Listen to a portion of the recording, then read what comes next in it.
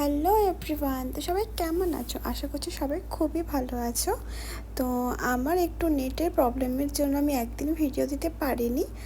তো আজকে কিন্তু আমি তোমাদের সাথে শেয়ার করব যে আমার পার্সেলে কি এসেছে। তো তোমরা কি সবাই এক্সাইটেড আমার সাথে সাথেও যে এত বড় পার্সেলটাতে আমার জন্য কি এসেছে? কিন্তু তার জন্য কিন্তু এই ভিডিওটা শেষ পর্যন্ত দেখতে হবে। আর যদি ভালো লাগে তো লাইক শেয়ার প্লিজ সাবস্ক্রাইব করে দেবেন। আর তো দেখে নিই যে কী এসেছে। তবে হ্যাঁ, একটা কথা না বললেই নয়, এর প্যাকেজিংটা খুবই ভালো ছিল।